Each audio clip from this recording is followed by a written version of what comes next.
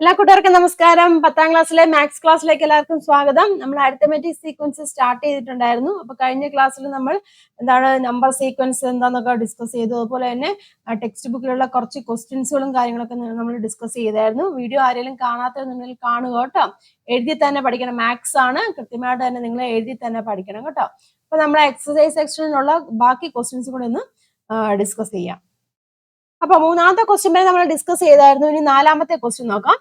Right in ascending order the sequence of natural numbers with last digit 1 or 6. Describe the sequence in 2 other ways. ഒന്നിലോ ആറിലോ അവസാനിക്കുന്ന എണ്ണൽ സംഖ്യകൾ വലിപ്പക്രമത്തിൽ എഴുതുക. ഈ ശ്രേണിയെ മറ്റ് 2 തരത്തിൽ വിവരിക്കാനും കൂടെ പറഞ്ഞിട്ടുണ്ട്. എന്താണ് പറഞ്ഞിരിക്കുന്നത്? ഒന്നും രണ്ടിലോ അവസാനിക്കുന്ന എണ്ണൽ സംഖ്യകളുടെ ഒരു ശ്രേണി വലിപ്പക്രമത്തിൽ എഴുതാനാണ് പറഞ്ഞത്. അസെൻഡിങ് ഓർഡറിൽ എഴുതാനാണ് പറഞ്ഞിരിക്കുന്നത്. മനസ്സിലായല്ലോ? അപ്പൊ ഏതൊക്കെ നമുക്ക് എഴുതാം? എങ്ങനെ എഴുതാം? ആദ്യമേ ഏതാണ്? 1 അല്ലേ? 1 എഴുതാം. പിന്നെ അടുത്ത് പറഞ്ഞ 6 അവസാനിക്കുന്നതിന് 6 വരാം. പിന്നെ ഏതാണ് 1 വരുന്നത്? 11 അല്ലേ? പിന്നെ ഏതാണ് 6 വരുന്നത്? 16 ആണ്. പിന്നെ ഏത് വരും? 21 വരും. then 26. പിന്നെ ഏതാണ്? 31, 36 അല്ലെ? ഇങ്ങനെ എക്സെട്ര ഇങ്ങനെ അങ്ങ് പോകും. 1ലും 6ലും അവസാനിക്കുന്ന എണ്ണൽ സംഖ്യകൾ അല്ലെ? എണ്ണൽ സംഖ്യകൾ നമ്മൾ എഴുതി. ഇനി ഈ ശ്രേണിയെ മറ്റ് 2 തരത്തിൽ വിവരിക്കാൻ പറഞ്ഞിട്ടുണ്ട്. അതാണല്ലോ ചോദിച്ചിരിക്കുന്നത്. അപ്പോ ഈ ശ്രേണി നോക്കുമ്പോൾ നമുക്ക് മനസ്സിലാക്കാൻ സാധിക്കും ഇവിടെ എന്താണ്, എങ്ങനെയാണ് ഇത് ഓരോന്നോരോന്ന് ആഡ് ചെയ്ത് വന്നിരിക്കുന്നത്. 1 കഴിഞ്ഞ് 6 ആണ് അല്ലെ? അതായത് 1 കഴിഞ്ഞ് 5 ഇതിനോട് ആഡ് ചെയ്തു അല്ലെ? +5 ആഡ് ചെയ്തപ്പോഴാണ് എന്ത് വന്നത്? ഈ 6 വന്നത്. ഇനി ഇതാ നോക്കിയേ, ഈ 6ന്റെ കൂടെ എന്ത് ആഡ് ചെയ്തപ്പോ 11 വന്നു.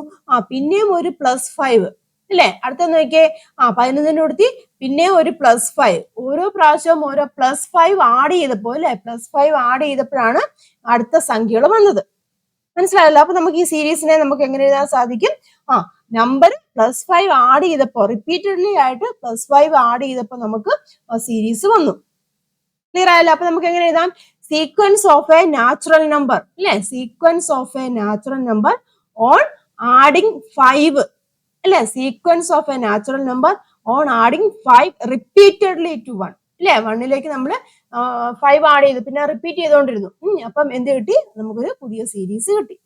ക്ലിയർ ആയല്ലോ? അപ്പൊ നമുക്ക് ആദ്യത്തെ രീതിയിൽ നമുക്ക് എങ്ങനെ എഴുതാൻ സാധിക്കും? ഒന്നാമത്തെ രീതിയിൽ ഞാൻ എഴുതുവാണ്. സീക്വൻസ് ഓഫ് നാച്ചുറൽ നമ്പേഴ്സ് കേട്ടോ. സീക്വൻസ്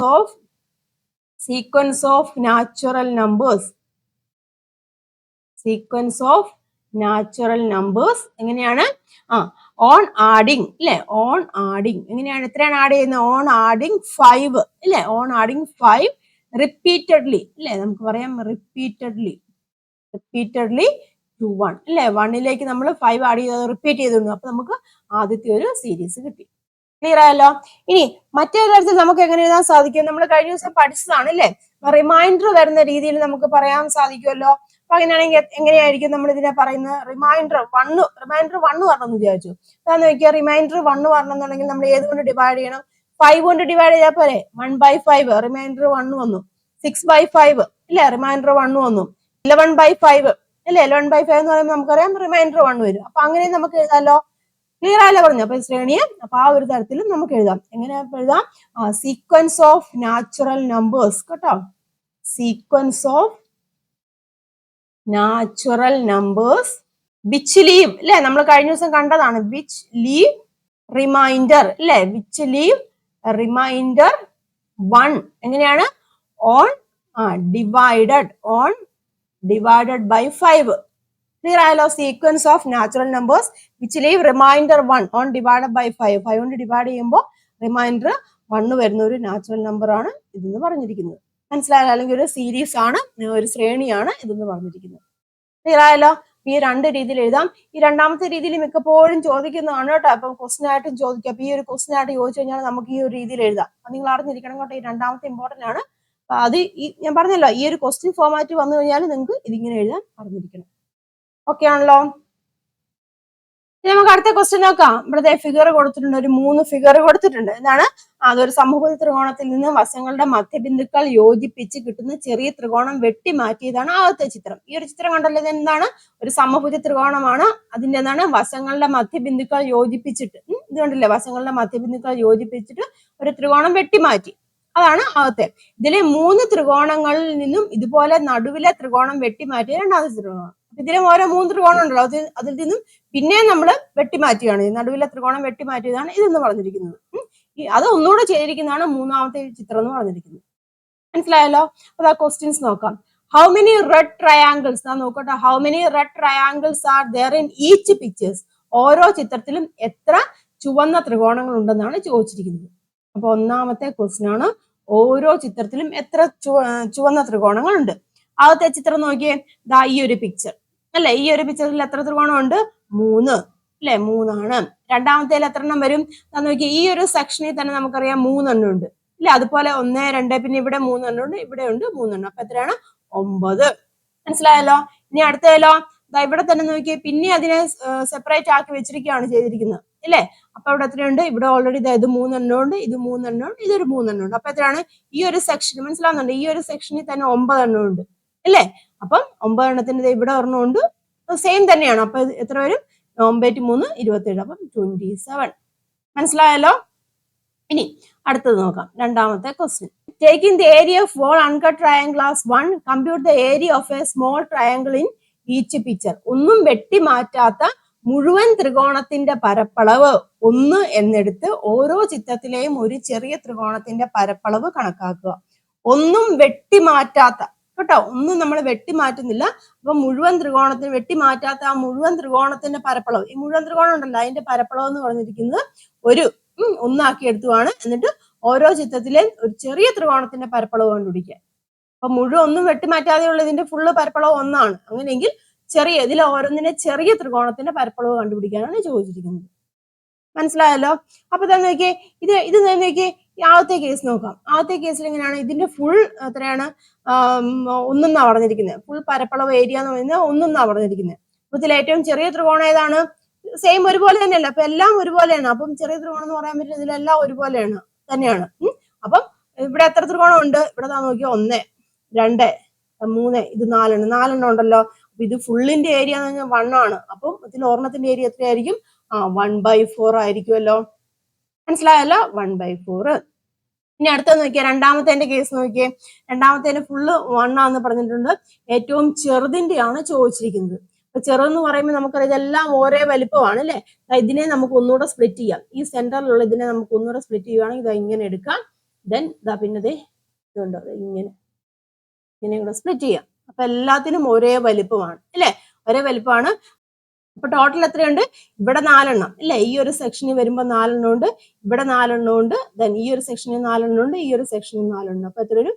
16 അല്ലേ. അപ്പൊ എത്ര വരും? ടോട്ടല് 1 ആണ് വേണ്ടിയിട്ടുണ്ട്. അപ്പം ഒരു ചെറിയ ത്രികോണം 1/16. ഓക്കെ ആണല്ലോ. ഇനി മൂന്നാമത്തെ കേസിൽ വരുമ്പോ മൂന്നാമത്തെ പിക്ചർ ഉണ്ടോ, കണ്ടല്ലോ. മൂന്നാമത്തെ പിക്ചറിന്റെ പ്രത്യേകത എന്താണ് നോക്കിയേ, അതിലും ഇതുപോലെ നമ്മൾ സ്പ്ലിറ്റ് ചെയ്യാം. എന്താ ഇവിടെ ഉള്ളതിനെ, ഈ ഒരു ചെറുതിനെ ഈ ഒരു സെക്ഷൻ ഉണ്ടല്ലോ, ഇത് നമുക്ക് ഒന്നുകൂടെ ഇങ്ങനെ സ്പ്ലിറ്റ് ചെയ്തെടുക്കാൻ സാധിക്കും ഇല്ലേ. അപ്പം ഈ ഒരു ഇത്രയാണ് ഒരു സെക്ഷൻ എന്ന് പറഞ്ഞിരിക്കുന്നത്. മനസ്സിലല്ലോ? അപ്പൊ അവിടെ എത്ര എണ്ണം ഉണ്ട്? ഇതാ ഈ ഒരു ഭാഗത്ത് എത്ര എണ്ണം ഉണ്ട്? ഈ ഒരു സെക്ഷൻ ഉണ്ടോ? ഈ ഒരു സെക്ഷനിൽ എത്ര എണ്ണം ഉണ്ട്? ഈ ഒരു സെക്ഷനിൽ 4 എണ്ണം ഉണ്ട് അല്ലേ. മനസ്സിലാവുന്നുണ്ടോ പറഞ്ഞത്? ഇവിടെ എത്ര എണ്ണം ഉണ്ട്? 4 എണ്ണം ഉണ്ട്. ക്ലിയർ ആയല്ലോ? ഇവിടെ 4 എണ്ണം ഉണ്ട്.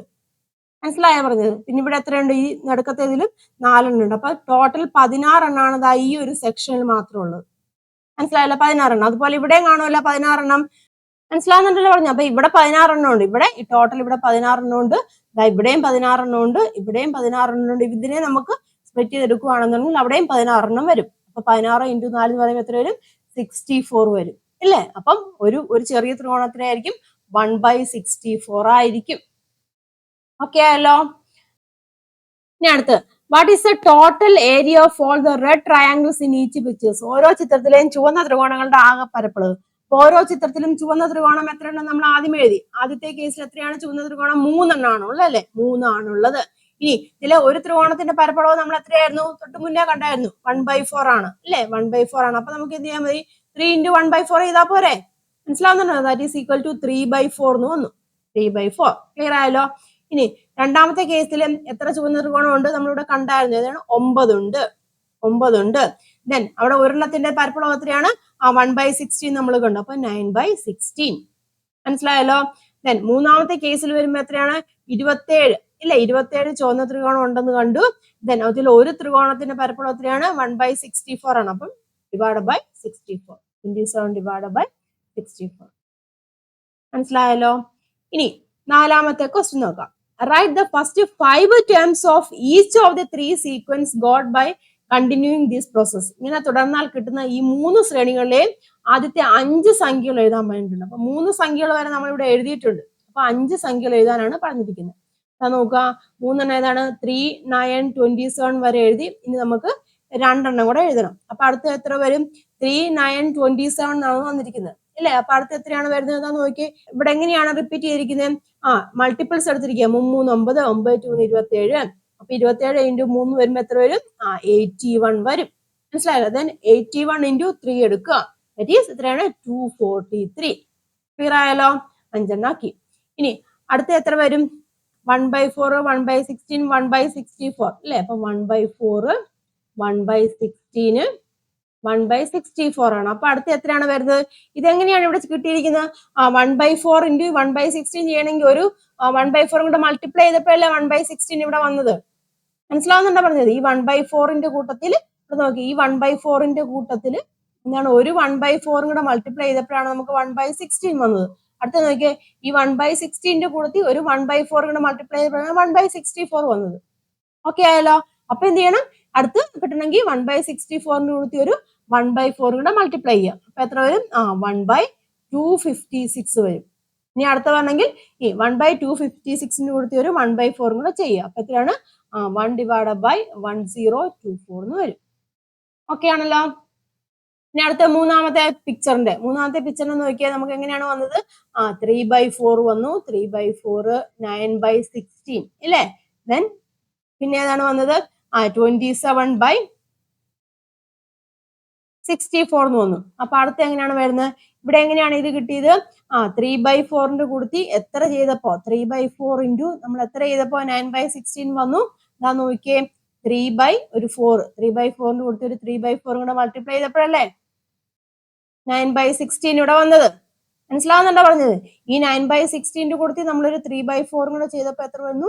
27/64 വന്നു അല്ലേ? മനസ്സിലാവുന്നുണ്ടോ പറഞ്ഞത്?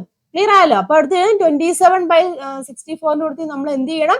ഈ ഒരു 3/4 കൂടെ നമ്മൾ മൾട്ടിപ്ലൈ ചെയ്യാം. അപ്പൊ എത്ര വരും? അടുത്തത് വരുന്നത് 81/256 വരും കേട്ടോ. 27 × 3/4 ചെയ്യുമ്പോൾ നോക്കുക, 81/256 വരും. അടുത്ത എത്ര വരും? ഈ 81/256 കൂടത്തി അടുത്ത 3/4 കൂടെ മൾട്ടിപ്ലൈ ചെയ്യാം. അപ്പൊ കിട്ടുന്നത് 243/1024 എന്നാണ്. മനസ്സിലായ സംഭവം? അപ്പൊ ഇങ്ങനെയാണ് നമ്മൾ ചെയ്യുന്നത്. ഇതെല്ലാം ഓരോ സീക്വൻസ് ആണ്, ഒരു പർട്ടിക്കുലർ രീതിയിലാണ് പോയിരിക്കുന്നത് കേട്ടോ. കൃത്യമായിട്ട് മനസ്സിലാക്കിയ നിങ്ങൾ തന്നെ ചെയ്തു നോക്കുക കേട്ടോ. അപ്പൊ ക്ലിയർ ആയാലോ? അപ്പൊ എത്ര ചുവന്ന ത്രികോണങ്ങൾ ഉണ്ടെന്ന് നമ്മൾ കണ്ടുപിടിച്ചു. ഇനി ഓരോന്നിന്റെയും ഏരിയ, ഓരോ ചെറിയ ത്രികോണത്തിന്റെ ഏരിയ നമ്മൾ കണ്ടുപിടിച്ചു. പിന്നെ ചുവന്ന ത്രികോണത്തിന്റെ ആകെ പരപ്പളവ് അത് നമുക്ക് കിട്ടി.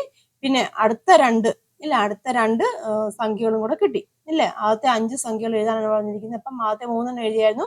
പിന്നെ അടുത്ത 5 സംഖ്യകളും 3 എഴുതി. ഓക്കെ ആണല്ലോ? അപ്പൊ നിങ്ങൾ എന്ത് ചെയ്യണം? നിങ്ങൾ ടെക്സ്റ്റ് ബുക്കിൽ വരച്ചിട്ട് ഇതുപോലെ തന്നെ ചെയ്ത് നോക്കുക കേട്ടോ. എങ്കിലുള്ളൂ പഠിക്കത്തുള്ളൂ. ഇനി നമുക്ക് നോക്കാനുള്ളത് അരിത്തമെറ്റിക് സീക്വൻസ് അല്ലെങ്കിൽ സമാന്തര ശ്രേണികൾ. അപ്പൊ നമ്മൾ നമ്പർ സീക്വൻസ് ഒക്കെ കുറെ കണ്ടു. ഇപ്പൊ ഫോർ എക്സാമ്പിൾ ഒരു ഈവൻ നമ്പേഴ്സിന്റെ ഒരു നമ്മൾ സീക്വൻസ് എഴുതുകയാണെങ്കിൽ 2, 4, 6, 8 ഇങ്ങനെ കണ്ടിന്യൂ ചെയ്ത് പോകും അല്ലേ? അപ്പൊ ഇവിടെ നോക്കിയേ, ഈ 2 കഴിഞ്ഞിട്ട് 4 വന്നു. ഈ 4 വരണമെന്നുണ്ടെങ്കിൽ ഈ 2ന്റെ കൂടെ നമ്മൾ ഒരു +2 കൂടെ ആഡ് ചെയ്തില്ലേ?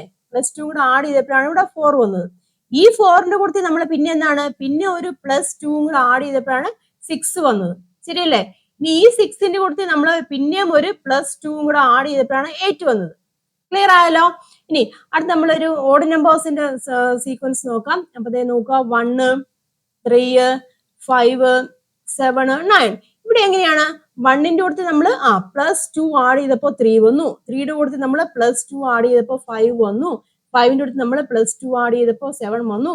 7ന്റെ കൂടെ +2 ആഡ് ചെയ്തപ്പോ 9 വന്നു. ഇതിങ്ങനെ കണ്ടിന്യൂ ചെയ്ത് പോവാണ് ചെയ്യുന്നത്. മനസ്സിലായല്ലോ?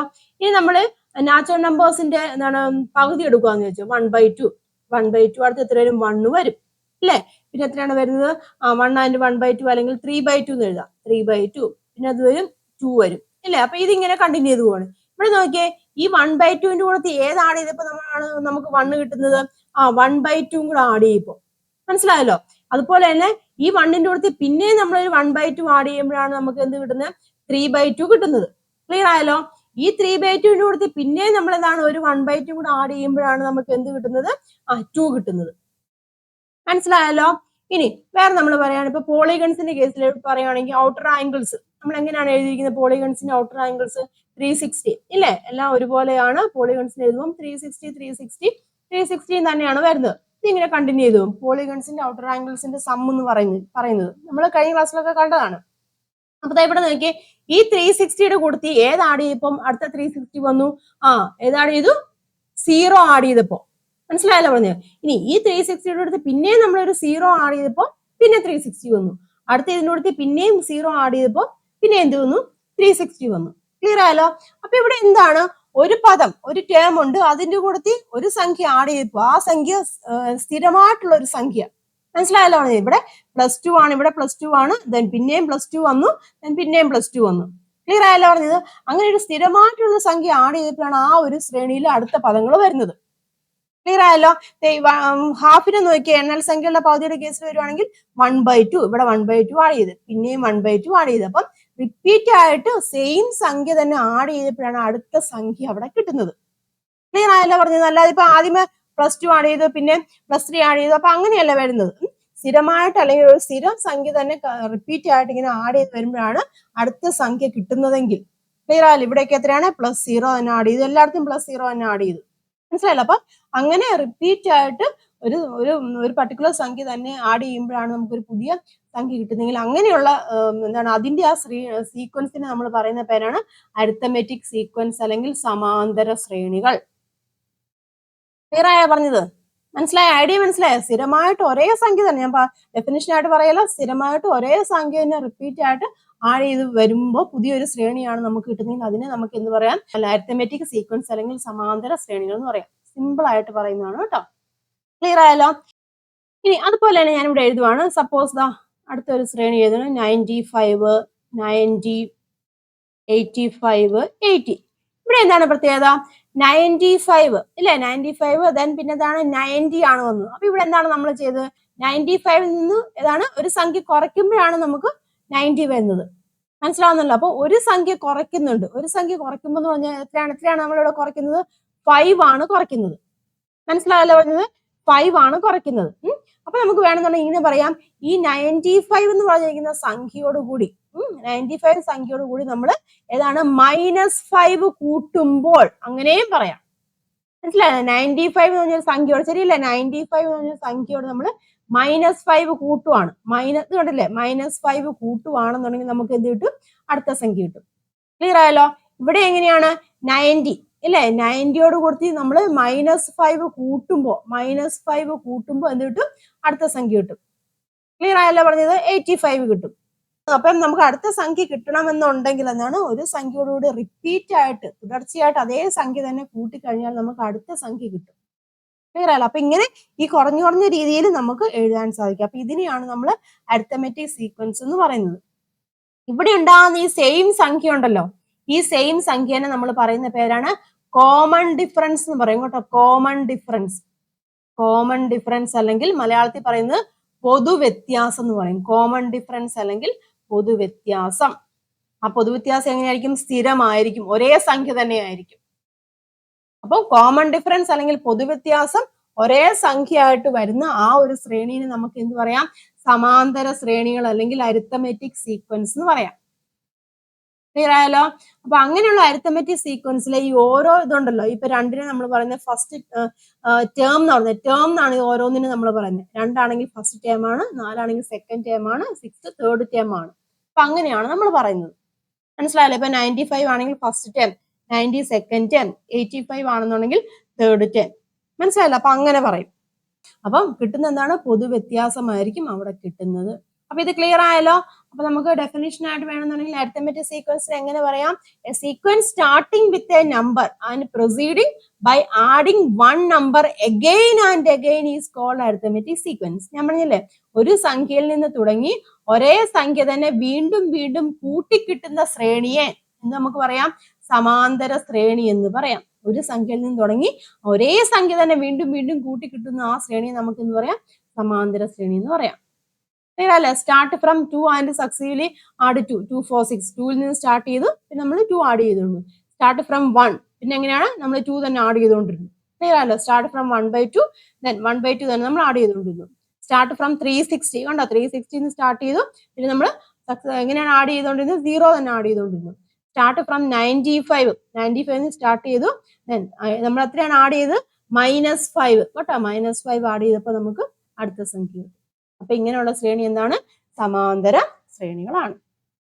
ക്ലിയർ ആയല്ലോ? ഇനി നമുക്ക് കുറച്ച് പ്രോബ്ലംസ് ചെയ്യാം, അപ്പൊ നമുക്ക് ഒന്നുകൂടെ ക്ലിയർ ആയിട്ട് മനസ്സിലാവും. ക്വസ്റ്റ്യൻ നോക്കിയേ. Check whether each of the sequence given below are arithmetic sequence. Give reasons also. Find the common difference of the arithmetic sequence. കുറച്ച് ക്വസ്റ്റ്യൻസ് തന്നിട്ടുണ്ട്. അപ്പൊ എന്താണ്? അത് അരിത്തമെറ്റിക് സീക്വൻസ് ആണോ എന്ന് ചെക്ക് ചെയ്യാൻ പറഞ്ഞിട്ടുണ്ട്. അതിന്റെ റീസണും എഴുതാൻ പറഞ്ഞിട്ടുണ്ട്. അതിന്റെ കോമൺ ഡിഫറൻസ് അല്ലെങ്കിൽ പൊതുവ്യത്യാസം കണ്ടുപിടിക്കാൻ പറഞ്ഞിട്ടുണ്ട് അരിത്തമെറ്റിക് സീക്വൻസിന്റെ. ഓക്കെ ആണല്ലോ? അപ്പൊ ആദ്യത്തെ ക്വസ്റ്റ്യൻ നോക്കാം. Natural numbers leaving remainder 1 on division by 4.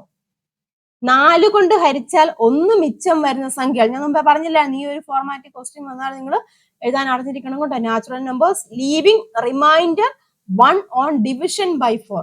Divide ചെയ്യുമ്പോൾ റിമൈൻഡർ 4 കൊണ്ട് ഡിവൈഡ് ചെയ്യുമ്പോൾ റിമൈൻഡർ 1 വരണം. അപ്പൊ നാച്ചുറൽ നമ്പർ എഴുതാനാണ് പറഞ്ഞിരിക്കുന്നത്. മനസ്സിലായല്ലോ? അപ്പൊ നമുക്ക് എങ്ങനെയാണ് ആദ്യമേ 4ന്റെ മൾട്ടിപ്പിൾസ് എഴുതാം അല്ലെ? അപ്പൊ നമുക്ക് എങ്ങനെ എഴുതാം? മൾട്ടിപ്പിൾസ് ഓഫ് 4 അല്ലെ? മൾട്ടിപ്പിൾസ് ഓഫ് 4, 4ന്റെ ഗുണിതങ്ങൾ ഏതൊക്കെയാണ് വരുന്നത്? 0 അല്ലെ? പിന്നെ 4, പിന്നെ ഏത് വരും? 8 അല്ലെ? പിന്നെ എത്രയാണ് വരുന്നത്? 12, then 16 അല്ലെ? ഇങ്ങനെ ഒരു 4ന്റെ ഗുണിതങ്ങൾ. ക്ലിയർ ആയല്ലോ? ഇനി റിമൈൻഡർ 1 വരണം. റിമൈൻഡർ 1 വരണമെങ്കിൽ എന്ത് ചെയ്യണം? നമ്മൾ പഠിച്ചാണ് +1 ആഡ് ചെയ്യണം എന്ന് പറഞ്ഞു അല്ലെ? റിമൈൻഡർ 1 വരണം എന്നുണ്ടെങ്കിൽ എന്താണ്? +1 ആഡ് ചെയ്യണം. അപ്പൊ ഇവിടെ വരും 1 വരും.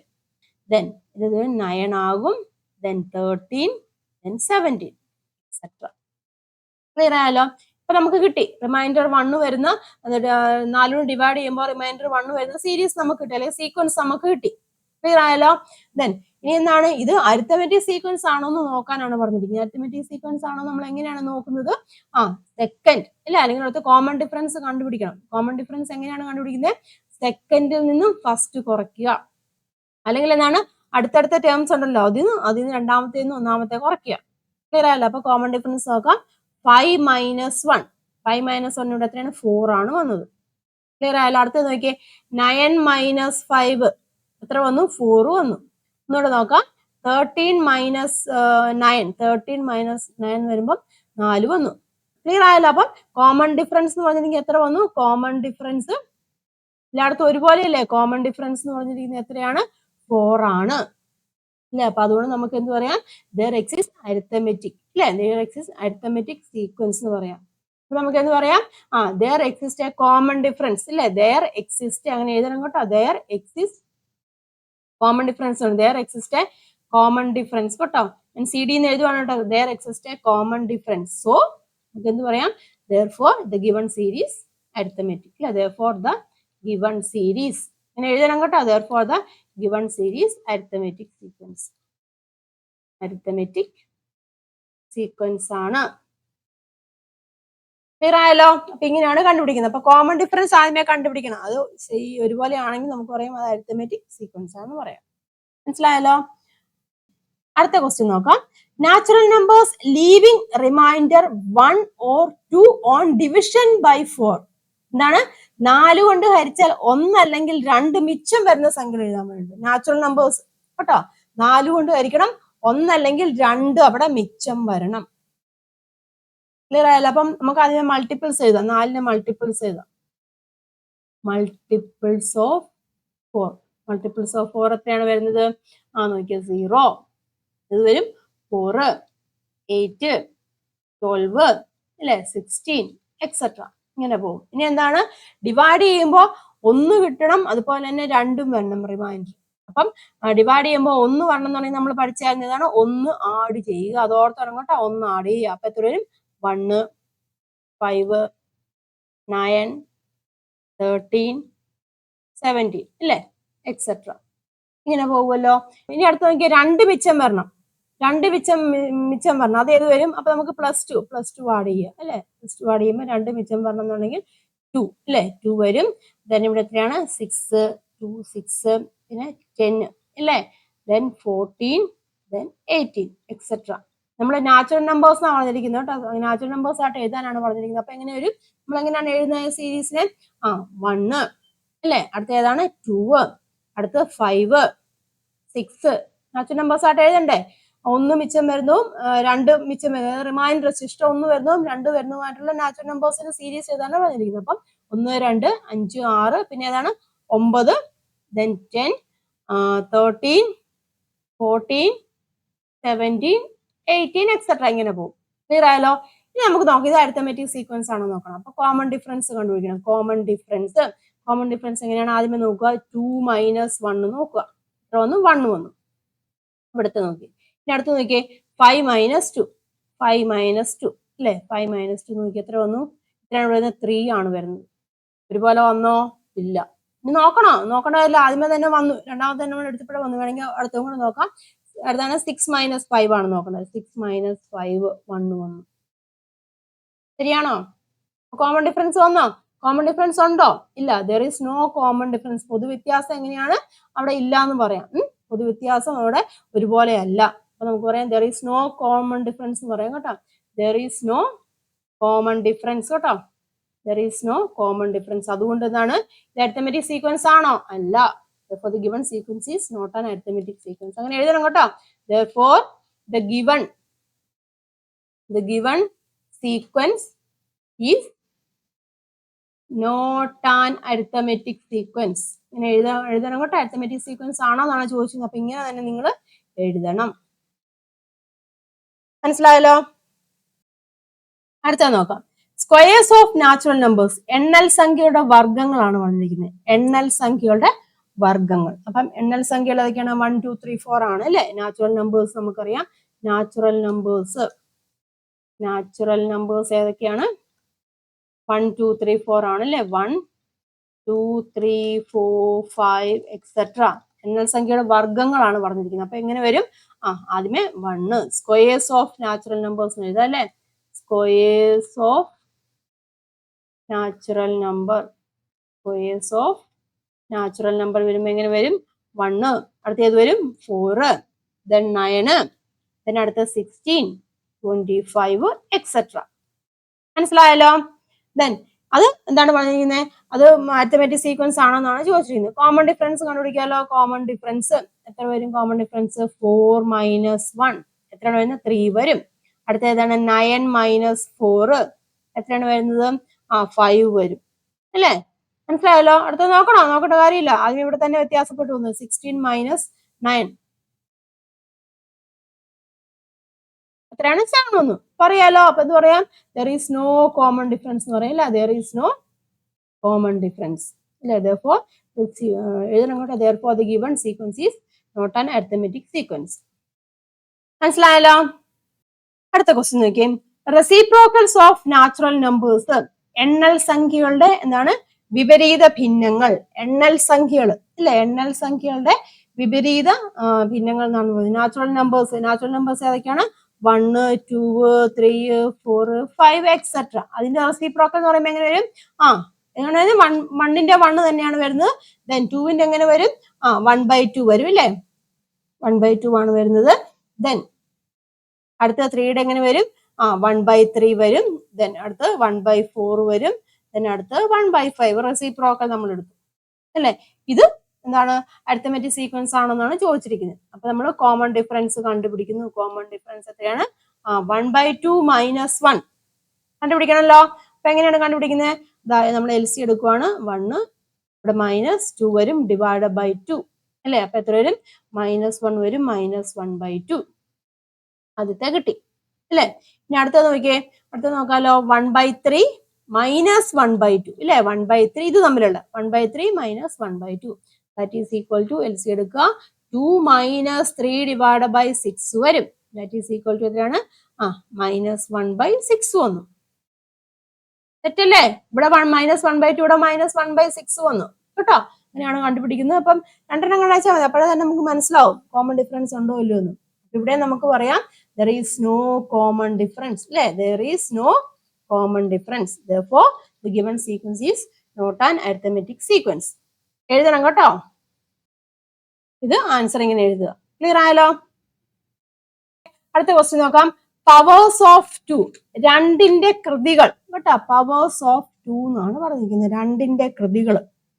അപ്പൊ എങ്ങനെ വരും? രണ്ടിന്റെ കൃതികൾ എന്ന് പറയുമ്പോൾ എങ്ങനെ വരും? 2 raised to 1, then 2 raised to 2, 2 raised to 3, 2 raised to 4, 2 raised to 5 etc. അപ്പൊ എങ്ങനെ വരും? ഇത് 2 ആണ് വരുന്നത്, 4 ഇവിടെ എത്ര വരും? 8 വരും, then 16 വരും ഇല്ലേ? അടുത്ത എത്ര വരും? 32 അല്ലേ? അപ്പൊ ഇതിങ്ങനെ എക്സെട്ര ഇങ്ങനെ പോകും. ഓക്കെ, ഇനി ഇതിന്റെ കോമൺ ഡിഫറൻസ് നോക്കിയേ. കോമൺ ഡിഫറൻസ് എത്രയാണ് വരുന്നത്? 4 - 2 എത്ര വന്നു? 2 വന്നു. അടുത്തത് നോക്കിയേ, 8 - 4 വന്നു.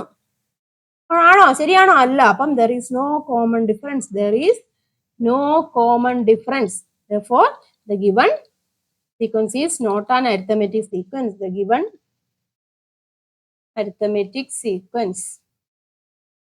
മനസ്സിലായല്ലോ? then അടുത്തത് നോക്കാമേ. ആ സെക്ഷനിലുള്ള അടുത്ത question, half of the odd numbers, ഒറ്റ സംഖ്യകളുടെ പകുതി. ഒറ്റ സംഖ്യകളുണ്ടല്ലോ, ഒറ്റ സംഖ്യകളുടെ പകുതി നോക്കുക. അപ്പൊ ഒറ്റ സംഖ്യ എന്ന് പറയുമ്പോൾ ഏതാണ് വരുന്നത്? 1, 3, 5, 7 അല്ലെ? ഇതാണ് എന്താണ് ഓഡ് നമ്പേഴ്സ് എന്ന് പറഞ്ഞ ഒറ്റ സംഖ്യകള്, അതിന്റെ പകുതി. അപ്പൊ 1/2, 3/2, 5/2, 7/2 എക്സെട്ര. കോമൺ ഡിഫറൻസ് നോക്കാം, എത്ര വരും? 3/2 - 1/2 എത്രയാണ് വരുന്നത്? 3 - 1 വരും, that is 2/2 എന്ന് വരും, that is equal to 1. അടുത്ത നോക്കിയേ, 5/2 മൈനസ് അടുത്ത ഏതാണ്? 3/2, 3/2 that is equal to 2/2 വരും, that is equal to 1 എന്ന് തോന്നുന്നു. അപ്പൊ ഇതാണ് കോമൺ ഡിഫറൻസ് എത്രയാണ്? ഉണ്ട്. അപ്പൊ നമുക്ക് എന്താ പറയാം? there exist ഇല്ലേ? there exist common difference, therefore ആണ് the given sequence is an arithmetic sequence. Sequence is an arithmetic sequence. അപ്പൊ ഇങ്ങനെയാണ് നമ്മൾ കണ്ടുപിടിക്കുന്നത് കേട്ടോ. കോമൺ ഡിഫറൻസ് ഉണ്ടോ നോക്കുക, കോമൺ ഡിഫറൻസ് ഉണ്ടെങ്കിൽ അത് അരിത്തമെറ്റിക് സീക്വൻസ് ആണ്. ഓക്കെ ആണല്ലോ? അപ്പൊ ഇത്രയും ക്വസ്റ്റ്യൻസ് ഒന്നാമത്തെ ക്വസ്റ്റ്യനിലുള്ളതാണ്. അപ്പൊ അരിത്തമെറ്റിക് സീക്വൻസ് എന്താണെന്നും കോമൺ ഡിഫറൻസ് എങ്ങനെയാണ് കണ്ടുപിടിക്കുന്നതൊക്കെ മനസ്സിലായല്ലോ. അപ്പൊ കോമൺ ഡിഫറൻസ് കണ്ടുപിടിച്ച് നമ്മൾ അരിത്തമെറ്റിക് സീക്വൻസ് ആണെന്ന് ചെക്ക് ചെയ്യാൻ വേണ്ടി ചോദിച്ചിട്ടുണ്ട്. അത് കൃത്യമായിട്ട് മനസ്സിലാക്കുക, പഠിക്കുക കേട്ടോ. ഇനി ബാക്കി ക്വസ്റ്റ്യൻസുകളുണ്ട്, അത് നമുക്ക് അടുത്ത വീഡിയോയിൽ ഡിസ്കസ് ചെയ്യാം. അപ്പൊ വീഡിയോ ഇഷ്ടമായിട്ടുണ്ടെങ്കിൽ, മനസ്സിലായിട്ടുണ്ടെങ്കിൽ നിങ്ങൾ ലൈക്ക് ചെയ്യുക, ഫ്രണ്ട്സിനൊക്കെ ഷെയർ ചെയ്യുക. താങ്ക്